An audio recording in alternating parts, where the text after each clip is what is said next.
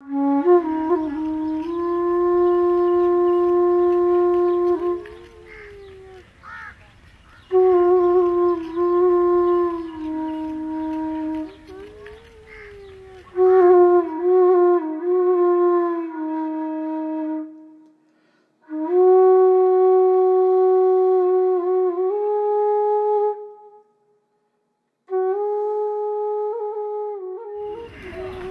you imagine the plight of a woman who's raped on the order of the elders of her village, and then publicly humiliated by being paraded naked through the streets where she grew up?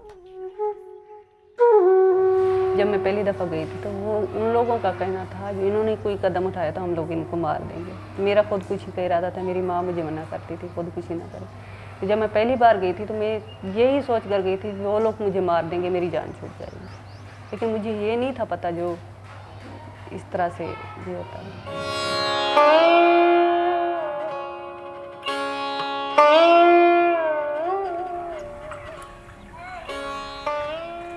This road leading to Mirwala was non-existent until Mukhtar Mai brought the world's attention to this usually ignored corner of Pakistan.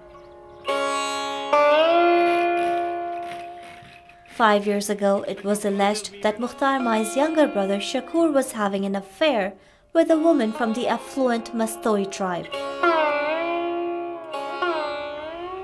As the story goes, the affair was fabricated as a cover-up after Shakur had been sodomized by a group of Mastoi men.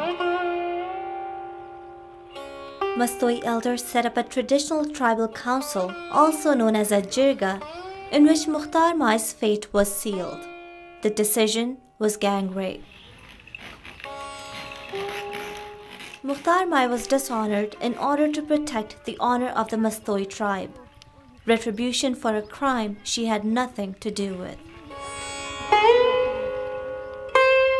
I think this is something horrible because you see rape on the orders of a jirga.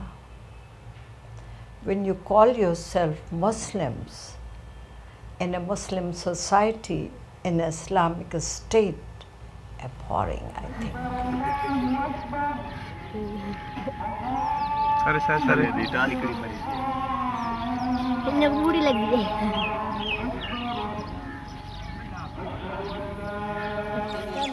ये इनके अपनी माँ बहन बेटियाँ नहीं हैं, थोड़ा सा हुंपा से देखें।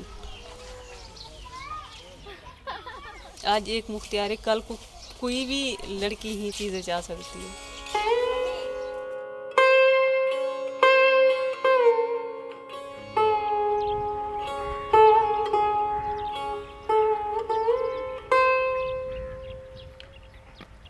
Mukhtar Mai grew up in Mirwala.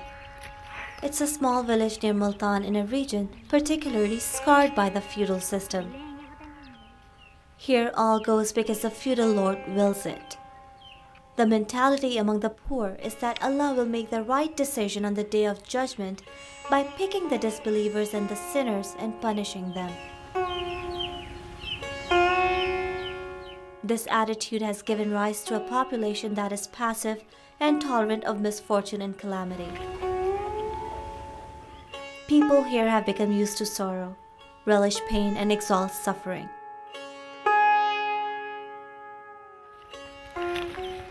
For women here, there is no other option but to follow the orders of the men of the village, and especially the tribal lords who have the final word on all human matters.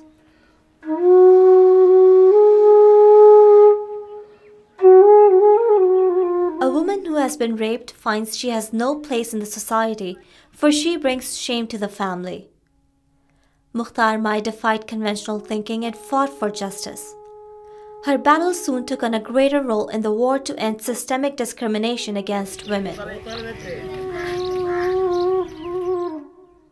Mukhtar Mai's case was filed with the local police, and it should have been handled by a local court, but instead it was sent to the anti-terrorism court. When the judgment of the anti-terrorism court was taken up in appeal by the High Court, the Shariat court then intervened. But because this was an anti-terrorism case, then the Lahore High Court had taken notice.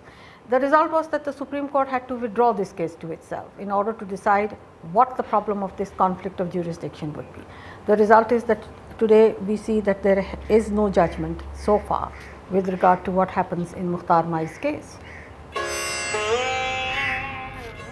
Mukhtar Mai's struggle brought the issue of rape into the limelight and sparked reactions from national and international media.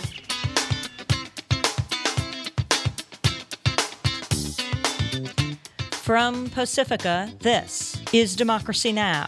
As we spend the rest of the hour looking at the case of Mukhtar Mai, a Pakistani rape survivor who's become an international symbol of the ongoing struggle for women's rights in Pakistan. Last week, Mukhtar Mai was back in the headlines when the Pakistani government barred her from leaving the country in an attempt to block her from publicizing her case. In September 2005, Mukhtar Mai's case received even more international attention when President Pervez Musharraf, in an interview to the Washington Post, dismissed the public outcry of rape victims as opportunism. When the government of Pakistan denied the validity of his interview, the newspaper posted this on their website. A lot of people say that if you want to go abroad and get a visa for Canada or citizenship and be a millionaire, get yourself raped. Within weeks of the onset of this controversy, Mukhtar Mai's passport was returned and she was allowed to travel. Her first trip was to the United States, where she addressed the U.S. congressional hearing on human rights. Assalamu alaikum. A woman on a mission, Mukhtar Mai also made time to reach out to students.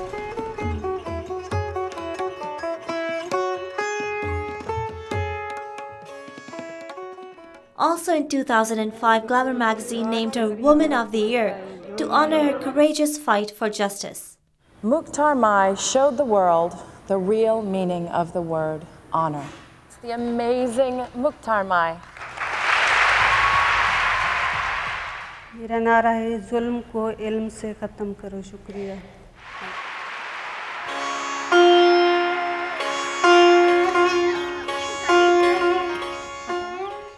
Today, Mukhtar Mai continues to fight for the human rights of women in Pakistan.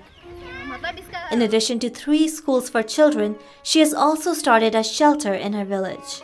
तो यही समझती हूँ, बल्कि सोचती हूँ जो औरतें मेरे पास आती हैं सारा दिन मेरा भी यही काम होता है, दूसरों की बात सुनना और जानना.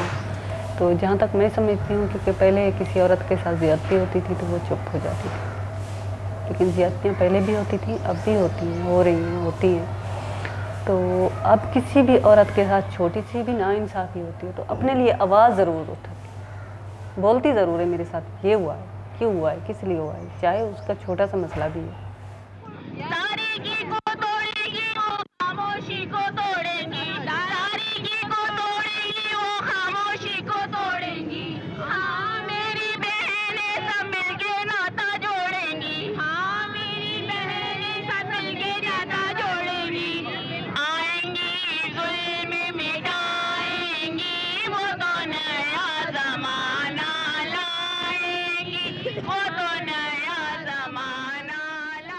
For International Women's Day in March 2007, Mukhtar Mai led a vigil with other rape victims in Karachi, showing her support and demanding justice for all. It is very unusual for a victim herself to have overcome that stage of being a victim and becoming a human rights defender herself. And that is the reason why I respect Mukhtar Mai.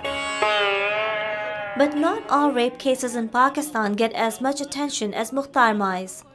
Nor do all rape victims ever manage to muster the kind of support that Mukhtar Mai did. इंसान तो एक हौसला ही दे सकता है ना, लेकिन जो औरत की हालत होती है ना वो बहुत मुश्किल में होती है उसमें बात. तो फिर भी एक औरत के लिए वो तो उनको पता होता है ना, जो उनके साथ गुजरी होती है, बीती होती है.